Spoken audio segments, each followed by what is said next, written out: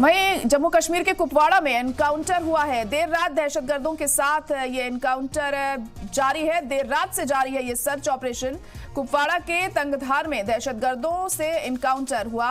राजौरी में भी एनकाउंटर के बाद सर्च ऑपरेशन जारी है। देर रात से जारी है ये सर्च ऑपरेशन। तो बड़ी खबर इस वक्त आपको बता रहे हैं कि राजौरी में एनकाउंटर चल रहा है और लगातार ये एनकाउंटर जारी है। देर रात ही इस एनकाउंटर की शुरुआत हुई थी और अभी भी ये एनकाउंटर चल रहा है। सर्च ऑपरेशन जारी है यहाँ पर और दहशतगर्दों को ढूंढने की जो कवायद है वो यहाँ पर की जा रही है। जम्मू कश्मीर के कुपवाड़ा में ये एनकाउंटर जारी है। देर रात दहशतगर्दों के साथ ये एनकाउंटर चल रहा है और लगातार हम देख रहे हैं कि जम्मू कश्मीर में जो दहशतगर्दाना वारदातें हैं वो बढ़ती जा रही हैं और उसी के मद्देनजर सिक्योरिटी फोर्सेस पूरी मुस्तैदी के साथ डटी हुई हैं और उसी के चलते ये एनकाउंटर भी हम देख रहे हैं जो कल रात से ही जारी है।